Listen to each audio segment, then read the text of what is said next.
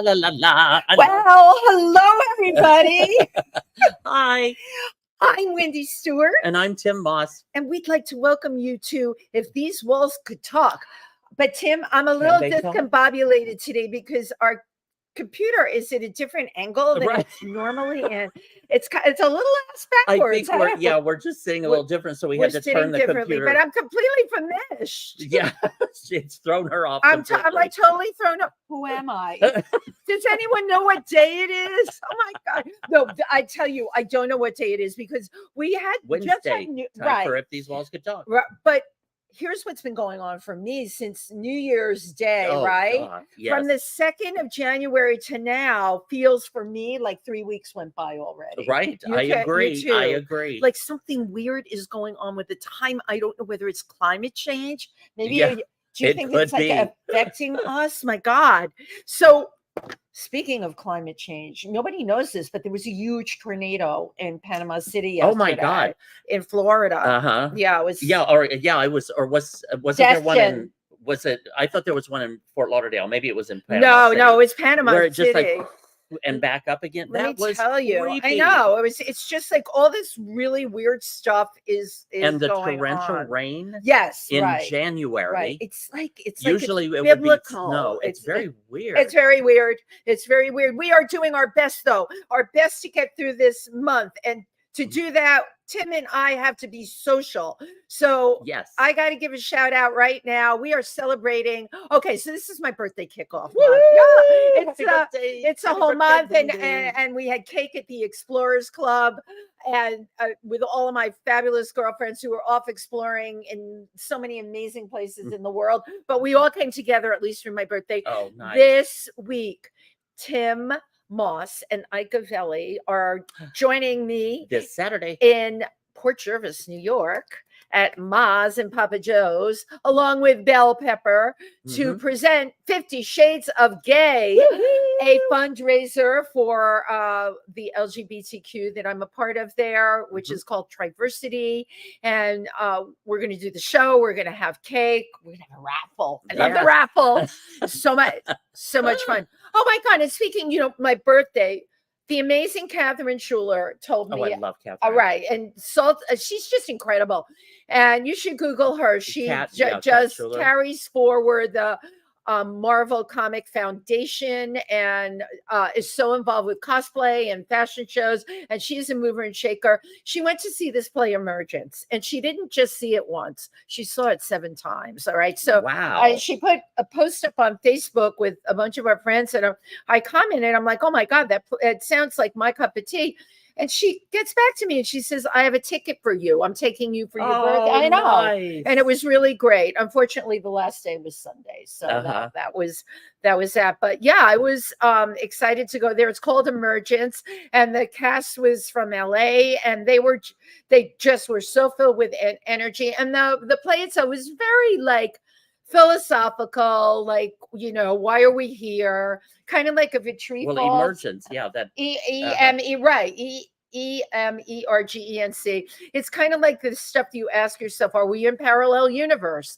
Is there life beyond what we know it? What's going on in space? And how is energy used in all our lives? Anyway, it was great. It was just like our cup of tea. I love that. Yeah, that's my kind of show. I know, but you can't see it, Tim, because this was the last day of its run. It's been here since October. But are you working on a Jed Ryan's film? Are you going to be working with Jed Ryan? Okay. Yeah, I've got a part in Jed Ryan's upcoming film. I figured. So this is just a preliminary where you can't say anything. We're zipping our lips, but we're very excited to be working with our amazing friend, Jed Ryan, who is producing a sequel to his last film. The last film was called Modest Male Exposure.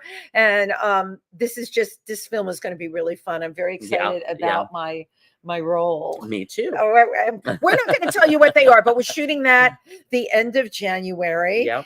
And yes. Yeah. This last week I had an early birthday brunch with Eris, our friend Eris. Siagos. He's an amazing singer. He also produces It's Twisted TV, which I'm a part of. I'm one of the cast members in that. And like she said, we're doing 50 Shades of Gay up in Port Jervis this Saturday.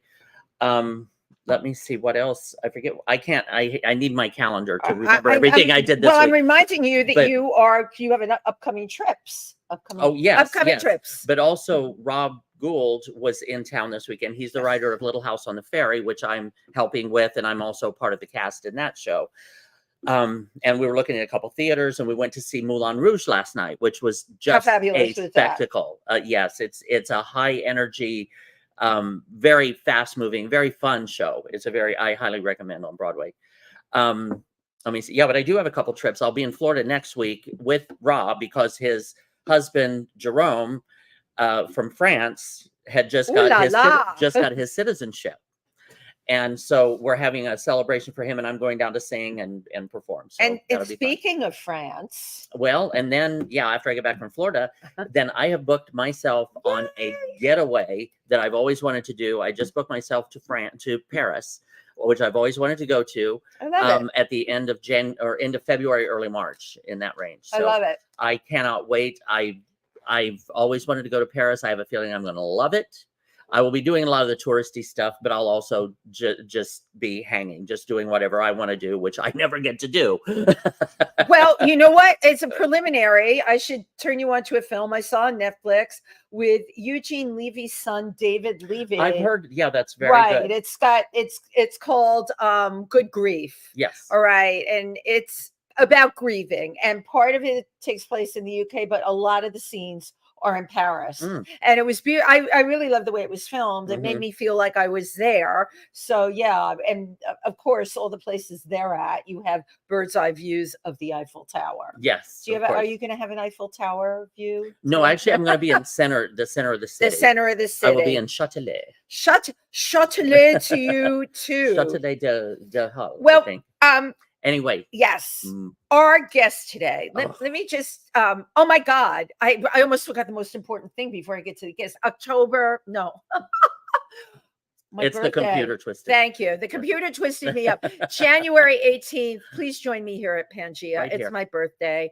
8:30. Be there or be square. And they're all big birthdays. This is a small one because of the Walmart rollback. I'm actually younger than I was in the last 10 years. We're going backwards. So join me for my 40th birthday party here at Pangea. That'll be 8:30 on the 18th. Okay.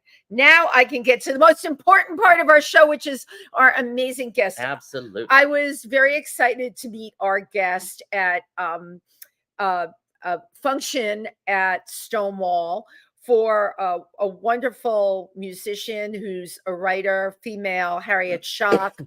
This person had worked on Harriet's CD with her new CD. And, you never know who you're going to run into with these things, right? And I start talking to this guy, and he tells me that he's a dream interpreter who's captivated audiences for 12 years on radio and television. And he has workshops that discuss topics like dream interpretation, overcoming your phobias, healing your ancestry, and helps you identify your blocks and your challenges. Which I could use. Right. We can all use that. I mean, he's familiar with, I don't know how many of you know about the deck of runes or the oracle decks or any of those things. But, coming from a Scotch-Irish background, I am into all of that. And you know what? This person reached out to me, and I was so glad that he did, because I was dying to have him on the show. So without further ado, please welcome Jefferson Harman. Thank you so much. It's great to be here. There you are. Oh my God. How are you, Jefferson? It's great to have you. I'm good. How are you, Tim? Good. So Tim and I are looking to bring clarity and joy into our lives. Into everyone's life. And into right. That's right. Because we like to spread it around, right? So you understand that. And it's really fabulous to have you, someone of your talents, on our show today to be here with us. Appreciate that. I call today's segment "To Sleep, Perchance to Dream," as said by William Shakespeare, right? We're going to open this up, and we're going to talk about a lot of things, but I know just in general for people, how much do our dreams reflect our Hmm. subconscious, or how much do our dreams forecast our future? Oh, you're jumping right into it. I am. And then we're going to go all over the world with that. Good. This is my thing. Well, the way you phrased that question, it sounds like that you're looking for a percentage, and I don't know that that's really the goal. It's more that we have the capability of doing either, The of doing capability. both. Yeah. So Right. when people talk about predicting the future, though, I caution them because Mhm. people go to a psychic because they want to hear that they're going to have, romance and money and a Mhm. house and security and whatever. But really, the function of looking at the future is what are your choices? Because the only time of any power is in the present moment. So if Wow. you're looking at any time other than the present, you're out of power. You're literally taking yourself out of your power. So to That's look at the future, the way to do it productively is to understand that the future is something that you can plan for in the present. mhm. But you always have your choices coupled with the choices of the other 8 billion people on the planet, the animals, the A lot of planet itself, the choices, right? cosmos. I mean, there are so many variables to the choices that are made in any given moment. You are not alone in that choice. You were talking about climate change and the fact that there was a tornado. So make your choice, and then there's a tornado. Now what? So life is always going to throw something at you that's going to Yeah. take your choice and spin it in a different direction, so to speak. Yes. Okay. And so to predict the future, you would have to know all of those variables that are coming into that Mm, moment. So what I tell very people instead is look at the Big Bang. Look at how we come from this moment in time where everything burst out of this center point. So mhm. think of fireworks. If there were fireworks in the sky, so this canister goes up into the sky and it explodes, right? So it's this little thing and it bursts in all different directions. And what do you see when you look at the fireworks? You see all of these arcs of light, all of these Mhm. trajectories that come out of the center. Okay, you're one of those points of light.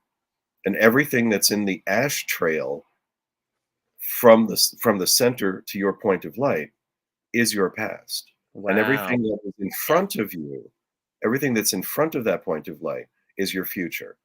Hmm. So really, it's in darkness at the moment that you're that point of Yeah. light. What's illuminating it is you. Your Mhm. ability to see forward is lit by your own soul. And so your ability to predict the future depends on your centeredness, your awareness, your Mhm. present moment awareness, and your attention to what's actually going on in your life. And most people are so distracted by their stresses and by their Absolutely. individual dramas that they don't pay attention to what's happening in that very moment, what their intuition, their most important software, their intuition, what it is telling Mhm. them in that exact moment. And Yeah. so they miss that observation, and then they move on and they continue with the stress rather than the present. So the stress is either a worry about the future or a concern about the A lot of past. people. And Mhm. again, it divides them out of the present. This is why the present is the focus of all mystical teachings. It's why the Mhm. breath is the center of all, Yeah. um, martial arts, Yeah. yoga, The, Mhm. meditation, because the yeah. breath is the one thing that you can only do in the present moment. You can't breathe the breath now and have the oxygen be there 6 months And it later, and it right? brings you to the present moment. Yes. Exactly right. The So way it's you focus your consciousness. Yeah. exactly. So focusing on your breath immediately brings you into the present moment. And so that's Mhm. why that's the focus in those practices is because it's a way to physically do something that makes you aware right now. So And Jefferson, when you're working with people, how Mhm. do you get them to reach into themselves to listen and unveil their own tuition? Because from what you're saying, that the power is in that. Yes. Well, I mean, the first thing they do is they report a dream to me and then I interpret it. And that conversation comes out of that interpretation. And that Wow. is specific and personal to every person that I speak with. Mm. Right. Right. Yeah. Mhm. Yeah. And in terms of like, there's so much out there about what dreams mean, right? I mean, we can go back, we can go into like African cultures, which I've spent a lot of time in, their Mhm. dream interpretations, just because of who they are as a culture, or Yeah. who first Americans are as a culture, that would define their analysis of the dreams. How, from your perspective, when you're working with someone, how do you do it? Well, the first thing I tell them is that no symbol has a one size fits all meaning. Got You're it. you're going to the person where they live. Okay, so I never studied psychology. I never read Freud or Jung, specifically because I'm writing my own book and I don't want their work influencing mine. Excellent. And this is something I've had since I was a child. I've had a knowing since I was a child about this, and it's Mhm. something that Unknowing. that I've Right. that I've cultivated over many, many years. So, Mhm. I'm not a counselor, I'm not a therapist. My job is to go to where you are at that moment and look at your life through that lens. So when Mhm. you're having a dream, it's another state of consciousness. You're in a different state of consciousness than your waking state, and in that state, physical laws don't apply, Mhm. and you are able to see the world through a metaphoric, symbolic lens that you don't see during the day. Correct. Yes. So Okay, it's a metaphoric. So that's a big buzzword, a Mhm. metaphoric symbolic lens. Mhm. Because what you're seeing may not be what is, because it's a Well, in this metaphor in reality. this But reality. it's what is from a different perspective. So, for instance, if you and I use this example all the time. You and I are having an argument, not that we would, but we're having an argument, and then you go to sleep, and then you find you're having a conversation in the dream, but it's not me that you're facing. It's Tim, or it's Brad Pitt, or whoever that you pull into the person behind you at the Starbucks. It doesn't matter who it is, but it's not me. It's because that gives you the opportunity to have the same conversation with no emotion attached to it. You're no Mhm. longer speaking to the person that you're angry at. You're now looking at the conversation through a different lens. And so that's what dreams do, is they bring you into the conversation of your life, in this life and past lives, in whatever your ancestry is, in whatever your entire being, going all the way back. I mean, we all have dreams that make no sense to us.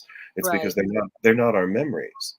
They're things that are scripted into our DNA through Right. evolution, right? Right. So we're seeing images that have nothing to do with who we are personally, with the memory that we're having of something that we lived in our lifetime.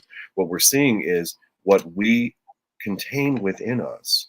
There's a library within our DNA of all that Uh-huh. comes before us. And that wakes up, because if it's not appropriate to this lifetime, then where does it go?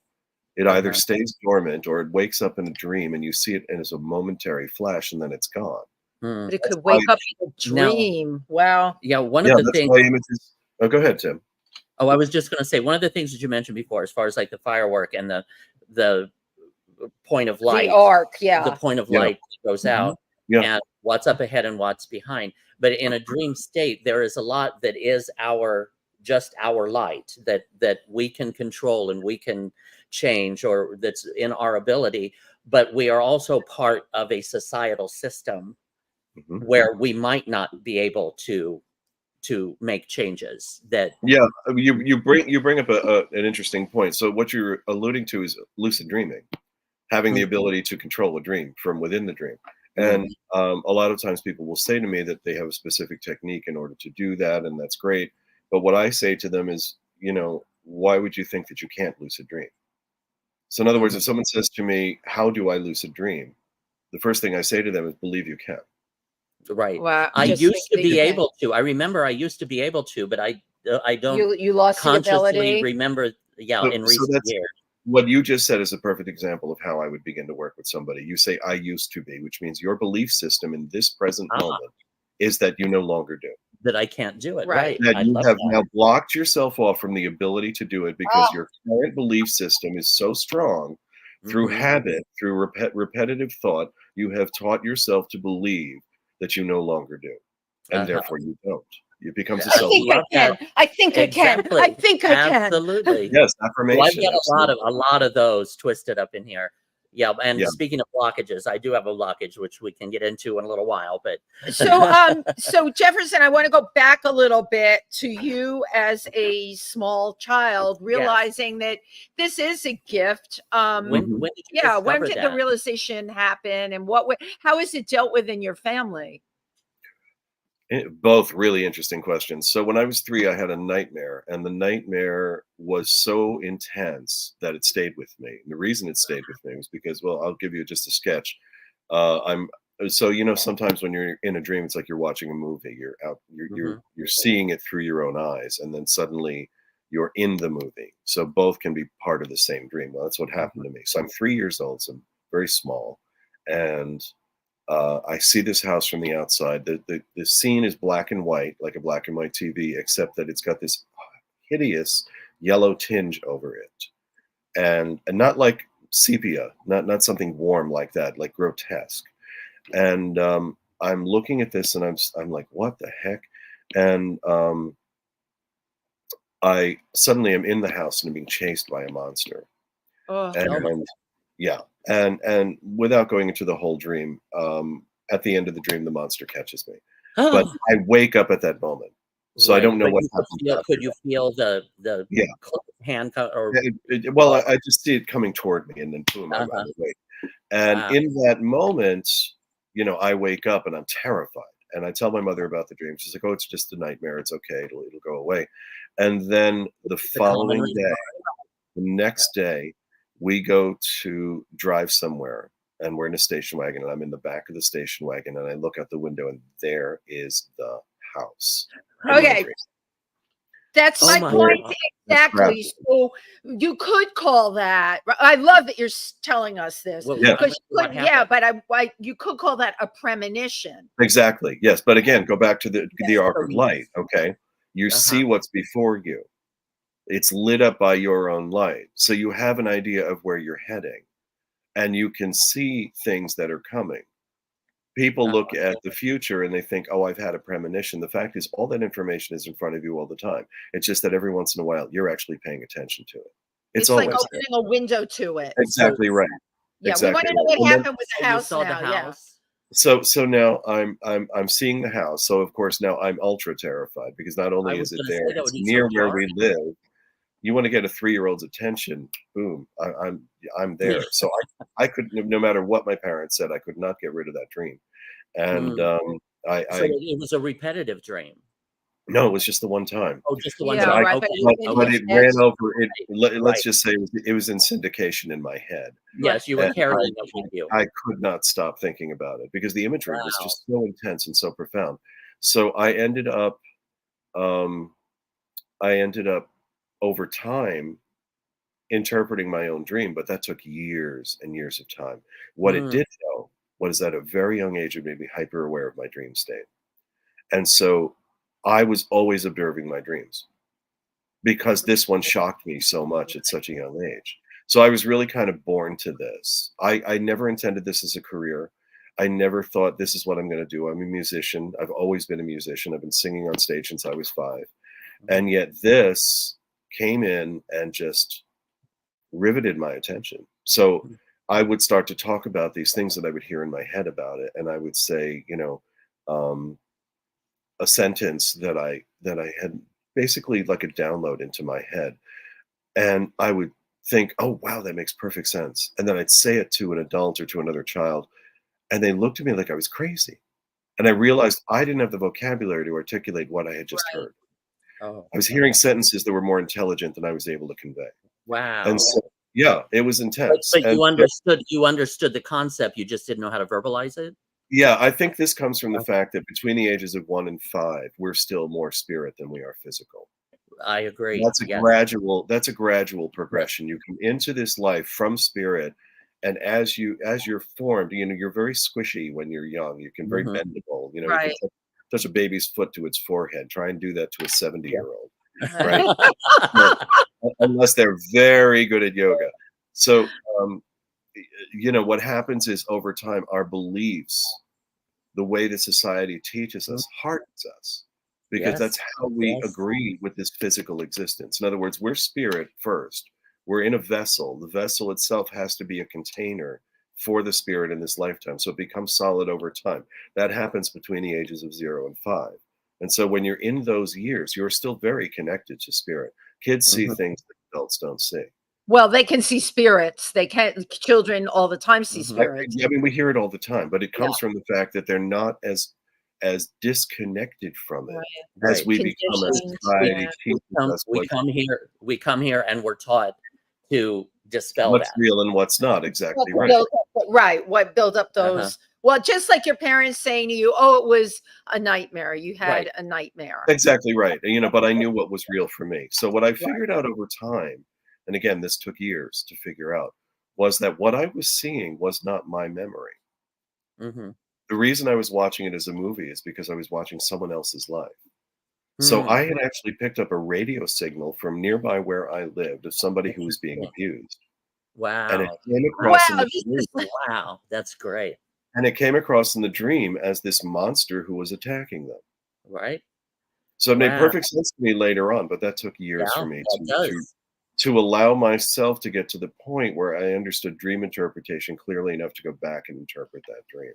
Uh-huh. So what happened was, as I heard these sentences in my head, I'm looking at my dream state and I'm like, well, what's going on here? Because if I'm watching a movie, when I watch a movie, there's a director, there's a screenwriter, there's an audience, there's a projectionist, there's the actors. Who am I in all of this? right. And the answer over time is you're all of them. Mhm. Any dream can be from any of those perspectives. And a dream can even have multiple perspectives within it. Remember, I saw the dream from the outside first, and then I was in it, seeing Uh-huh. it from their perspective, but I was the person experiencing it.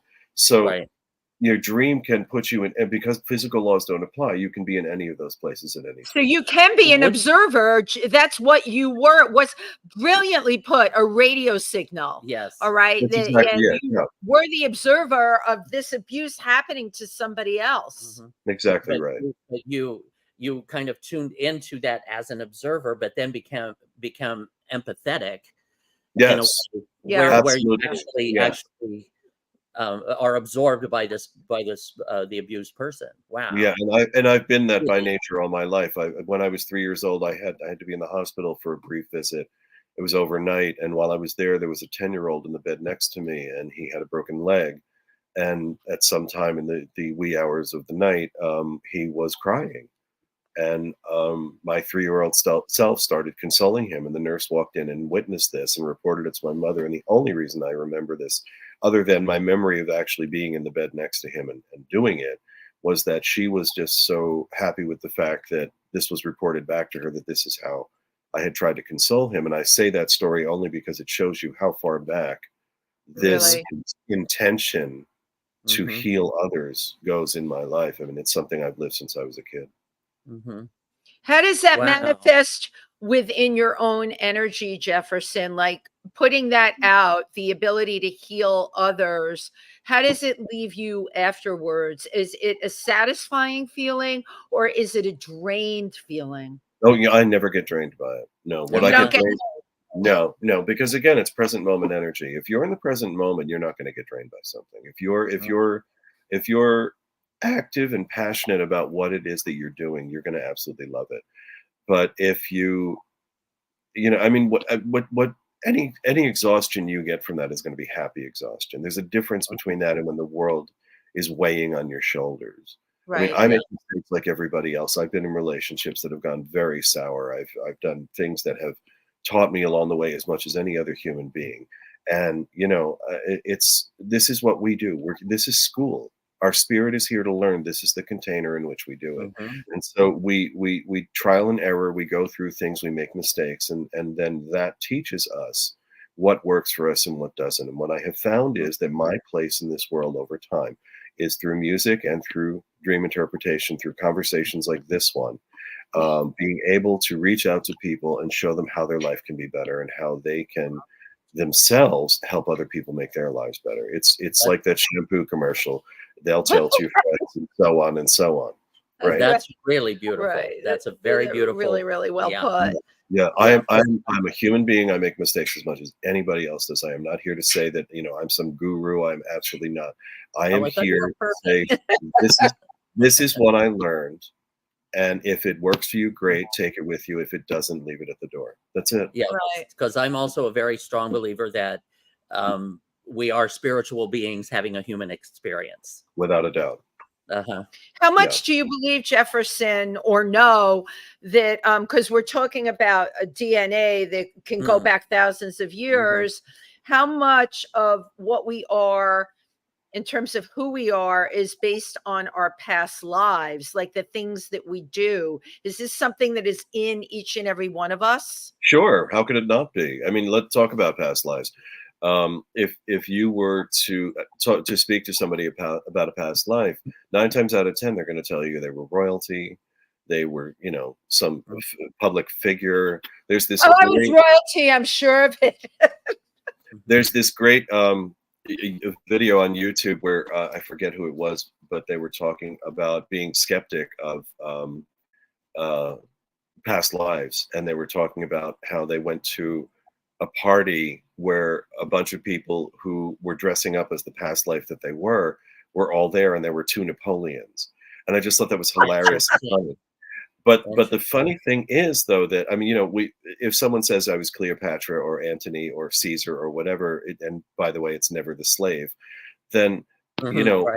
what? So why is that? It's because we imagine ourselves in that place. But the real fact of it is, we are all of those people, because the dust from the world, the planet recycles everything over and over and over again. So the dust that made up those people, including the slave, has been around the world a billion times. Right. And we've breathed it all in and out. We've breathed in their DNA and breathed it back out again and shared it with everyone around us. So it literally makes up the atoms in our body which recreate themselves. So we're literally expelling ourselves and taking on a new self. I mean, what is it that the skeleton, recreates itself, that like the atoms are exchanged, within a certain amount of years. So if you are in that kind of an exchange, then you are literally exchanging yourself with the DNA of everyone else on the planet constantly.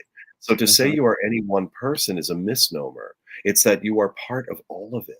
And so you have the memories of all of it. You have all of these things within you that can awaken at any particular time. Now, you also have a trajectory, as I said. There's one that's individual to you. There's your ancestry. Right. There's also the past lives that perhaps you did live before this one that can be more specific to your lifetime. Mine, I'm writing a song about it at this point, is about, I had a past life as a sailor on a clipper ship.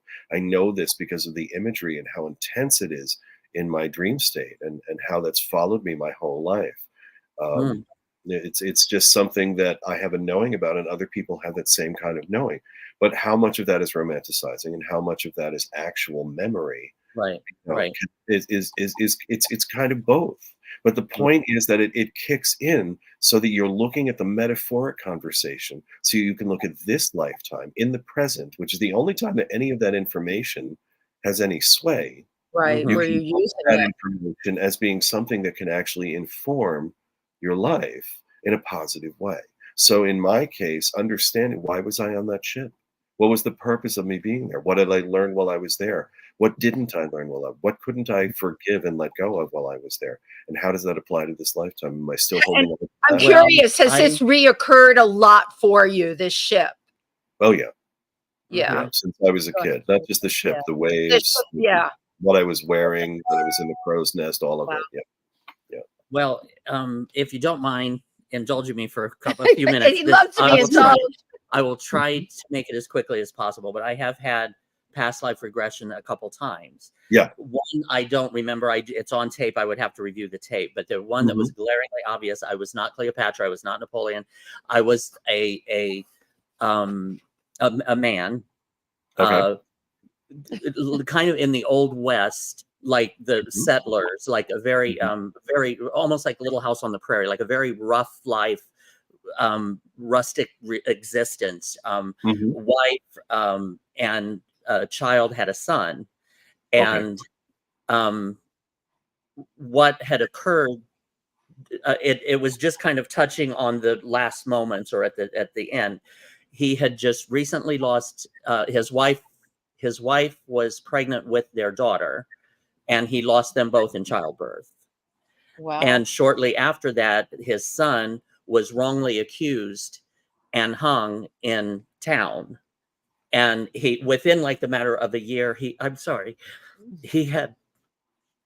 lost everything, and the despair and pain was so much that he took his life with his shotgun. and I You was see all this. immediately, I could feel it. I was there, Wow. and I immediately came out of that. Well, fast forward to a few years ago. I'm sure you're very well aware of law of attraction. Yeah. Um, we had a friend of mine we were going to do an afternoon. They were having a filming of it, a live viewing of it, and so I went out to New Jersey, and we were sitting there, and I had placed an intent of kind of freedom, that I just wanted to be open and willing to accept what I would learn. And part of the way through, I just lost it. I had this overwhelming feeling of sadness that was very familiar to me, that started to lift off of me. And I just remember seeing that dark, deep sadness in front of me and saying, that poor person has been experiencing this their whole life. And then I realized it was me. Wow. It was me, and the sadness came back. I still haven't been able to get rid of it for good, because it's familiar. It's what I know. I feel it's part of me, you know. And grab but onto I it. haven't really told anybody about that. But that was it. Just I was wondering if sadness can be transferred from one life into the next. Sure, absolutely. That's exactly what I was talking about. And thank you for that wonderful example. Yeah, really great. For being brave enough to share it. I really appreciate that. You know, I do shows all the time where people give me their dreams live on the air, and I'm just always so humbled by how honest people will be about the depth of their sorrow and pain and difficulty, and how they really open up about their dreams. And it's just marvelous. I'm just so grateful, Tim, that you did that. It really illustrates this, doesn't it? Because what you talked about is an actual past life, as opposed to you know, the fantasy I was talking about before. So yes, we do have everyone there all the time, but we also have this secondary thing of or actually, I guess it's primary, I guess the other is secondary, that we come from a specific trajectory. So this is what healing your ancestry is about. If you are carrying a weight that belongs to someone else, it's looking It's so spot on. That's exactly what he's describing. it's looking to be healed. You are one step away from the lifetime where it was so difficult it could not be let go of. You have the opportunity again in this lifetime to say, this isn't my sadness. Wow. I feel it. I sympathize with it. Obviously, I empathize with it, or I wouldn't be feeling this way. Empathy is a tricky thing. It can be a wonderful thing in that you are able to, you know, stand in another person's shoes long enough to help them. But it can also be a destructive thing if you take it on too much for too long, because then it becomes something that actually affects you personally and affects your health. Exactly. So I always caution people who say to me, I'm an empath. I'm like, okay, maybe, but you know, how are you utilizing that? How are you actually making that work for yourself as well as other people?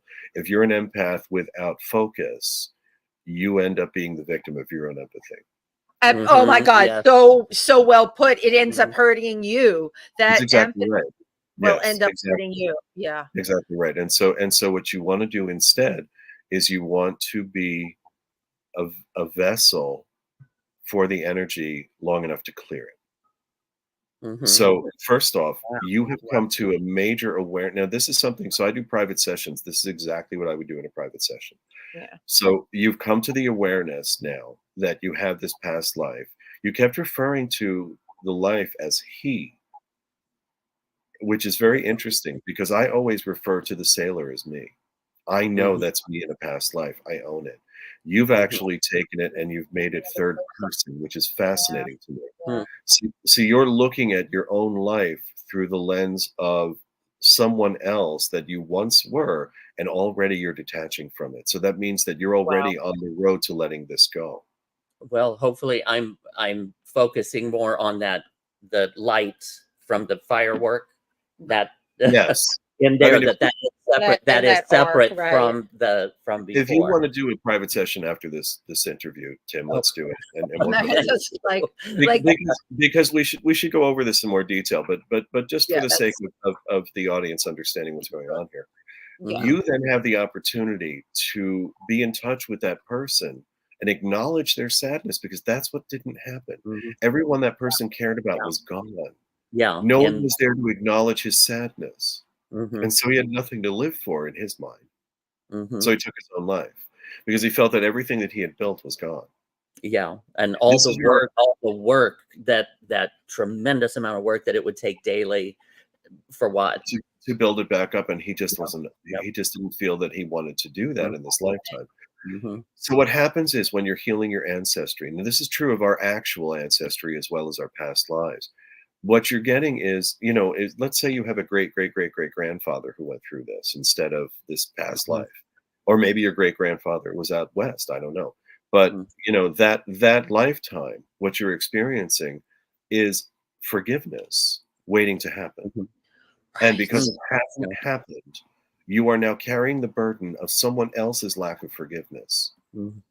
So when people have a dream about the bathroom, going to the bathroom, it's usually because they have something to let go of. Mhm. If you're in the bathroom and having the experience of being on the toilet and whatever, what it's telling you is that there's something that you need to release that you haven't released. And if you think about it literally, physically, if you don't release what you hold on to in terms of what you take into your physical body every day, what you eat, if you don't release that, you'd be dead in a week.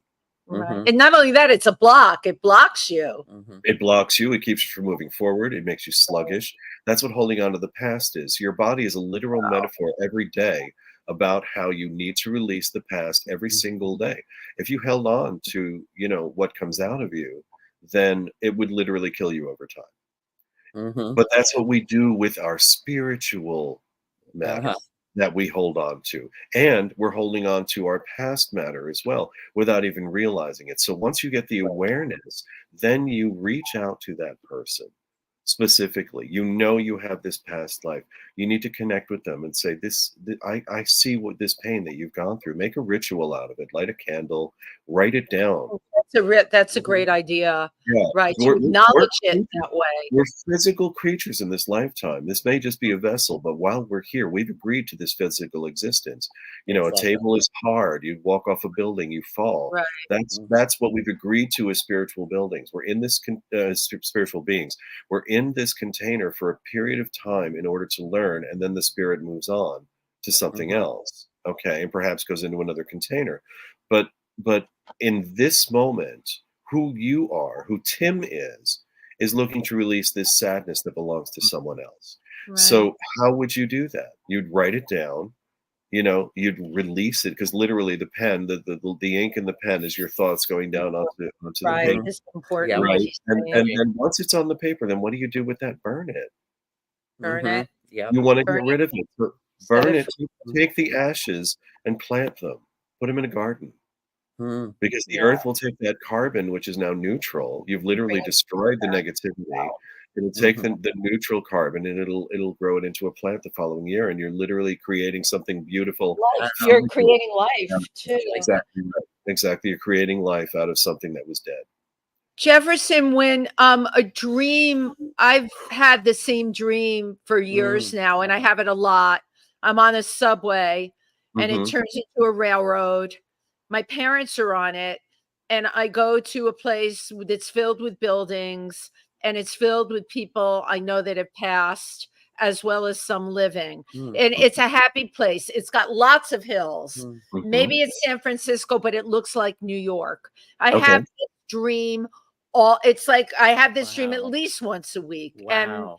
I can tell it to you so vivid. I don't need to even write it down because it's so specific. I actually look forward to going to sleep because I embrace this dream. What is that? And do people come to you and tell you they've had the same dream for years? Oh God, yeah. That's my specialty, is recurring dreams. I love when people have recurring Recurring dreams. dreams. Yeah, What does absolutely. that mean? When did you first have it? It started probably like 12 years ago. What was going on 12 years ago? Um, Did someone pass? No, nobody passed, but I have a lot of stuff I've taken with me from the AIDS era, losing Mhm. so many people. Mhm. My Mhm. parents' passing was in the time. My dad passed when I was 27, but it was accepted. My dad had been sick for a long time, but then all of a sudden, my parents start showing up on the railroad with me, and Mhm. it's going really fast. And we go to this. It's a neighborhood, right? It could be Co-op City or someplace in the Bronx where all the buildings kind of look the same. Yeah, yeah. But the people in the streets are friends that I've lost. I've lost a lot of friends, and they're Yeah, me there. too. And Mhm. they're very comforting to me, and I'm so happy to see them again. Mhm. We embrace each other. So it's in a way a very joyful. It's a very joyful experience. It's terrible. I was talking about this with someone. I like that dream because I can visit the dead It'll people. be very comforting. Right. So there are, I don't yeah, believe that they're dead. They're just elsewhere. exactly. So there are different kinds of recurring dreams. If this were a recurring dream that was haunting you, that you had because you were stressed about something, then this would be a very different interpretation. In your case, it's a wonderful thing because it's mediumship. It's you getting in touch with the people who Mhm. passed and being in touch with them in this lifetime on a regular basis. I mean, there's nothing wrong about that. I'd keep That's having that great. recurring dream. The thing about the other kind of the negative recurring dream is that you want to know what it's, or the one that's just foggy, you don't know why you have it, is that Mhm. there's a message in it. And the message will recur over time until you get the message. That's why the dream recurs. So if you were to give me an example of that, then that's a different issue. But what you're experiencing is very positive. So it's not something you want to lose. It's not Mhm. something that comes to a conclusion. Usually a recurring dream that has that's a stress indicator Mhm. comes to a conclusion when you understand the message that the universe is basically tapping you on the shoulder with a message. In your case, the message is that these people are always here for you, and Right. you've embraced that, and you've been able to channel that into this amazing dream that Yeah. is comforting to you. Never lose that. I mean, that's something that'll be with you for the rest of this lifetime. That's Great what, to Mhm. know. yeah. Wow. Now, But I don't know that there's a lot to interpret from it other than enjoy it. nice. It's a vacation. It's a way for you to commune with them.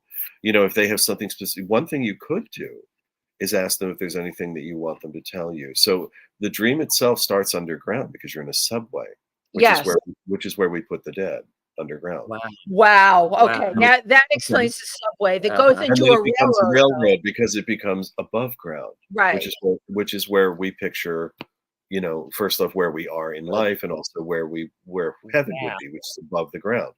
And then, so now you're in this city, but all the buildings look similar, and you're seeing all these people who have passed. So the city itself, you say it's like a neighborhood. Well, it is. Yes. You're Mhm. looking at heaven. You're looking at all these people have this wonderful place to live. It's familiar to you. It's some place that that you can visit anytime. So all of that is very positive. There are no negative imageries in this dream. So there's no reason to not keep doing it. What I would invite you to do is to maybe begin to converse with them. And just that, is there anything that you guys That's want me what to do? never occurred to me. There's Interesting. physical touching and hugging Yeah, and yeah. smiling and all of that, Uh-huh. but no questions, no commenting or anything like that. So Mhm. that now you put that up here. Yeah, but the And question is that what you want? I mean, if you want to just enjoy the dream as the beautiful ride that it is, leave it as it is. Or I'd you like to can, go further. I'd like to go further with it. then go And ahead. Then go ahead, what but would do you? it in advance. Do it in advance. I would go to the store, get a card and like an invitation, and just literally write. So you say your mom and dad are on the trip with you. Yeah. Okay, so start with them. All right. Wait to get to the people in the city when you get there. But in the beginning you'll find this dream will progress over time. So in the beginning, what you want to do is just write to your mom and dad and just invite them, while we're on the train, let's talk. I'd love to hear from you. Tell me what it is that you would have to say to me, if anything. And I know you love me. I know you only want the best for me, and I know I'm safe with you. So we're gonna move forward and have a beautiful conversation. You're welcome to talk to me anytime. Put that under your pillow, pull it out and read it before you go to bed. Pull it out and read it when you wake up in the morning. Amazing. Love that. Put Right. it back and keep it under your pillow the whole time, and just watch what changes, and then call me and we'll talk about what the dreams mean as they come Wow. in. They will.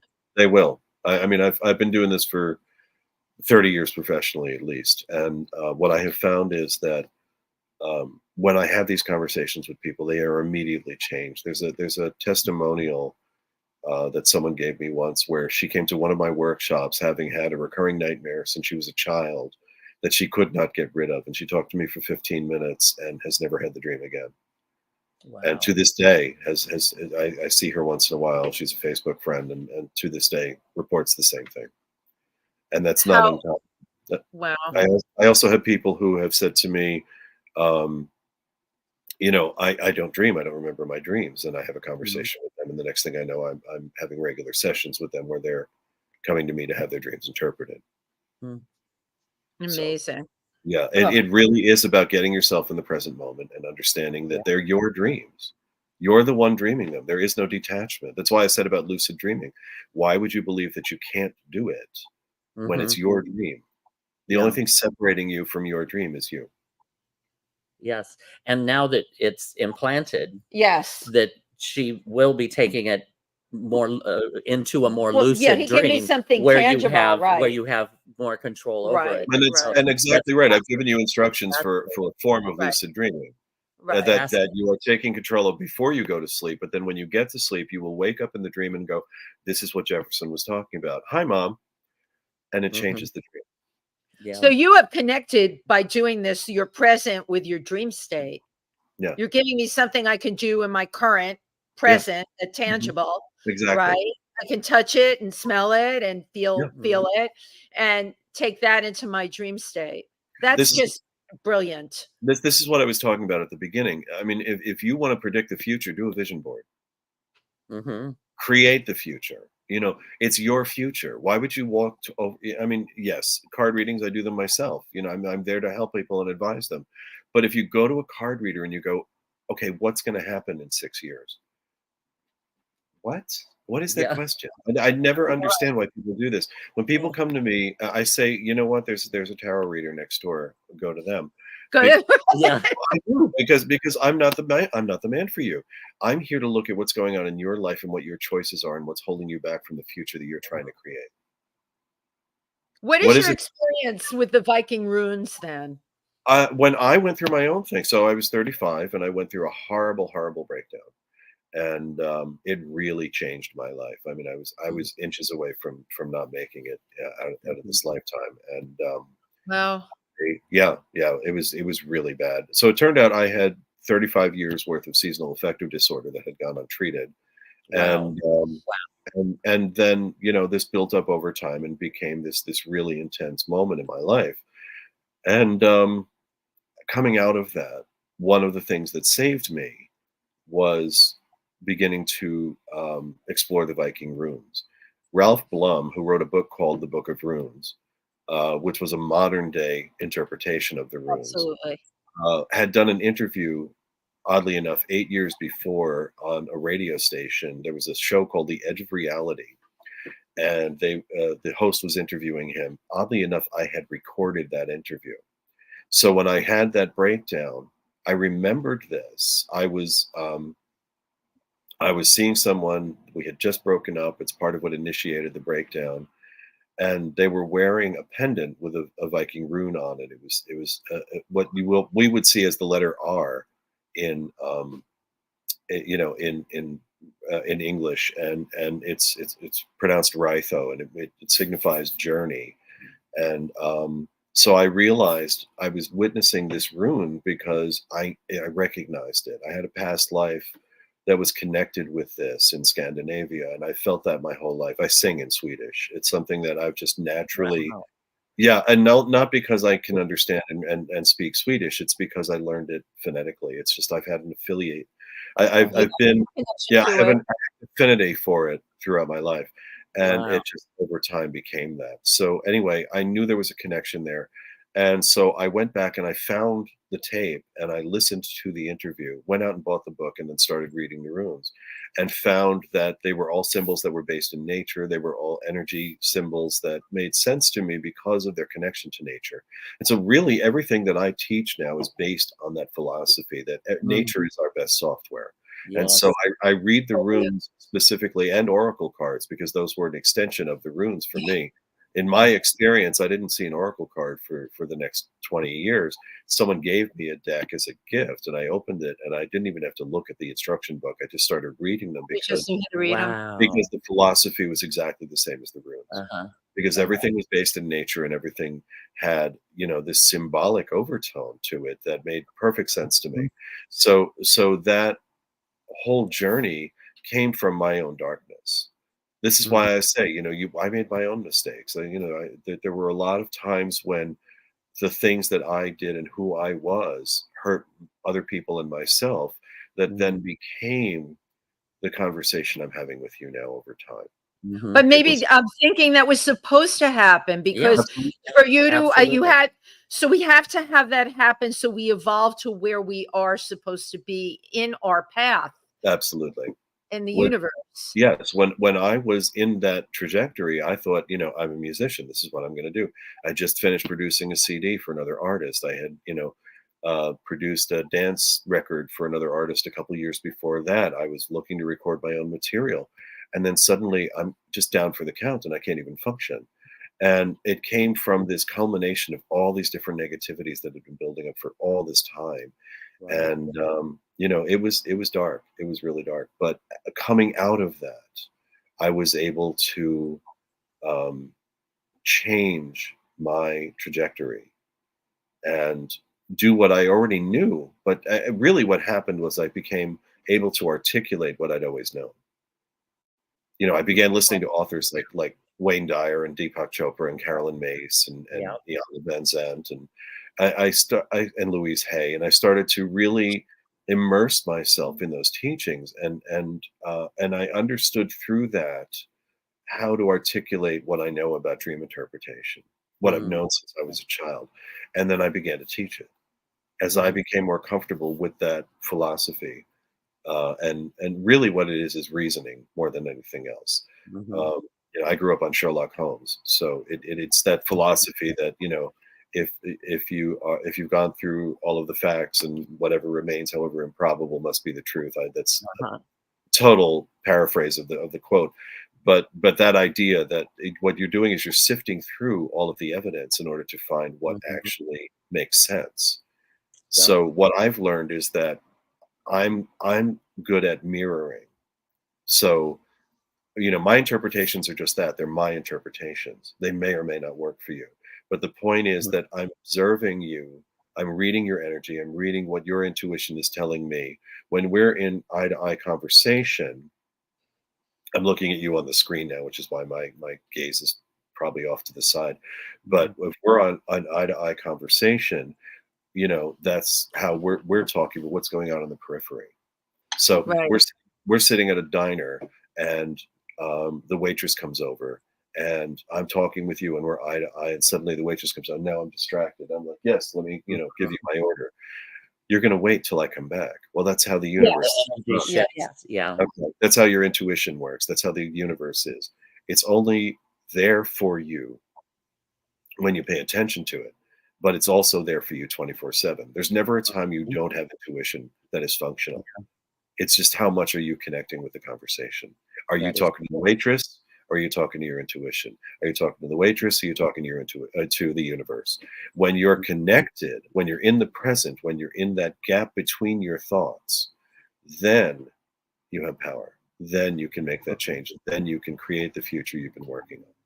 Yeah, because one of the problems is that the world and the universe can be so damn distracting. It is. It really So is. look to nature. Going back, Trying to pay yeah, attention to the intuition, but it's like, wait, whoa, wait, what did that happen? exactly. Well, that's the thing. We're like little kids with sparklers. Something gets our Right, attention, exactly. right? And it's like all of a sudden it's like, oh, shiny. I mean, Yes. that's what ADD and ADHD are, right? Because Right. which I have. That it's you have this predisposition to be distracted by the world. Mhm. We all do. Is we're here to learn. So how are you going to learn if you don't pay attention? When I was a kid, my mother told me the parent-teacher night she'd go in and she never heard the same report twice. You know, one time I was very studious and I was getting good grades. Another time I was just looking out the window at the birds. And she never knew what to expect when she went in there. So the next time I was disruptive and talking with my friends. But for me, it was just that there are all these possibilities. You know, why are you exploring only the one? You know, we're taught in such a regimented way. That's right. not how And nature everybody's is. supposed to be the same. But and we they're know not. we know that not to be true. Jefferson, if you were going to tell people, because we did a lot of talking today at this session about being in the present. Yeah. What do you tell yourself to stay in the present? We know that distractions are there. Yeah. What do? We know we can meditate to be in the present, but in our everyday lives, Wendy getting off the train, Tim riding downtown, or what do we tell ourselves to stay in the present? So if you're depressed or anxious, if you're depressed, you're in the past. If you're anxious, you're in the future. 9 times out of 10. Right. If you're stressed by something, you're paying attention to something that's in front of you rather than what's within you. So the way you dial that back, again, go back to the breath. Okay. So focus on your breathing. Do what I call square breathing. Okay. Very common thing that's taught in many psychological circles. Breathe in for the count of 4, hold for the count of 4, breathe out for the count of 4, hold for the count of 4. That practice makes you count. It makes you think. It makes you focus on the activity rather than the thing that's distracting you. Right. It makes you present. Exactly right. So it pulls you into the present. The other thing is notice new things. If you are, this comes from the teachings of Dr. Ellen Langer, who I highly recommend. Read all of her materials. She's great. Go on to YouTube or to any podcast interview of hers. It will change your life to listen to one interview by Dr. Ellen Langer. She is they call her the mother of mindfulness. She is the first tenured psychology professor at Harvard from back in the 70s. And she has been spending all of that time doing scientific research around mindfulness and how to stay in the present moment. Her work is extraordinary and it will change your life. And Langer, her last name, Langer? Langer? Exactly right. Yeah, okay. I got it. I wrote it down. Good. She says to notice new things. Like when you go on vacation, right? Everything around you is new. You go to Hawaii, the flowers are different. You've got the ocean, you've got the beach, you've got the cocktail, you've got the language. Everything is beautiful. The colors. You're constantly being wowed by everything that's unexpected. Come back home. I guarantee you that if a Hawaiian came into your house, they'd have the same experience. They'd be like, oh, look at this, look at that. Everything would be new. And I guarantee you, right now, you could go to some other room in your house and find 5 things that you didn't notice before. I never thought of looking at it that way. That is correct. Everything that you notice that's new immediately pulls you into the present moment because you're now no longer looking at the distraction. You're looking at the thing that's directly in front of you. Wow. Well, Jefferson Harman, my goodness, this has been absolutely amazing. I don't know where the time went. The time became something else. Our time with you became something else. Absolutely. But now you can find out more about Jefferson at Jefferson Harman on Instagram and X, and also the website at everydaysymbology.com, which is here on the screen. It's here on the screen. Yeah, just for your viewers too. My website is currently under reconstruction. So I had 2 websites. One of them was Star Dreams Cafe. And that is a series of shows that I did at the Algonquin Hotel in New York City with Adam Rothenberg, who has his own show, Call Me Adam. And Adam would co-host with me. He would interview Broadway performers, and then I would interpret their dreams in the second segment. Those shows are fabulous. They're all available on YouTube in the meantime until we get the website back up. So please go to YouTube and look up Star Dreams Cafe, and you'll find the interviews there. And they will all be on the Everyday Symbology website when we get it back up. Wonderful. And we have a couple of comments on here too. One thing I wanted to ask you is, what do you dream about? Oh, wow. Well, everything. Everything. What I will tell you is that I interpret them as I go. because I I let would go. imagine very Because analytical. you can. Well, I mean, you do this for as long as I have. I mean, literally, it's a lifelong pursuit. Uh-huh. You know, and you know that you can lucid dream at any time. I'm literally having the dream going, oh, okay, because there's no disconnect. So So it's this is kind of what an it can be extension. for you. It's Say kind of again? it's kind of an extension of this reality in a way. Without a doubt, yeah, exactly. I mean, society Your teaches us. consciousness is the same. Yeah. Society teaches us that there's a separation. That this, Right. this is reality, and then there's your dreams. But Yes. who's to say what reality is? Because yours and Wendy's and mine and the viewers, we're all entirely different. None of us see reality the same way. So what does Yeah. that I even mean? have trained my mind to remember my dreams, and the way I did it was by writing them down as soon as even if it were 4 o'clock in the morning, write it Mhm. down. You can train your mind to remember. That's important to me. I want to remember my Mhm. dreams. Yeah, yeah. That's an important thing. We had a Well, we couple of did. comments here today. Mhm. Andrea Ross Green, hello, Wendy, Tim, and Jefferson. And it And was great hearing you, Jefferson. yes, and And Lori, our friend Lori Towers, she says it's fascinating of conversation. course, right. And hello from Sue's Genero in Massachusetts. She is a fashion designer. Yep. And yes, we thank everybody for tuning in. We Yeah. certainly appreciate that. Yes, And thank you guys. and we are so grateful and so appreciative of your taking the time and just sharing this Absolutely. Yes. innate ability and wisdom that you have, Yeah. that you have developed. I feel totally refreshed. Me too. I feel Me like, too. Wonderful. like Me I'm too. Me too. This is great. I love doing one this. of those isolation tanks, you know, when you're in. That's how I feel. I feel like I've been cleansed by you, Jefferson. You know. Oh, wow. Well, it's just so great to talk with the both of you, and you just have such great energy. I'm really, really pleased and happy to be here. Well, thank Well, you. we thank you very much.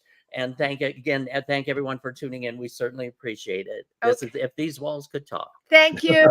Bye-bye, Thank you, everybody. everyone. Bye-bye.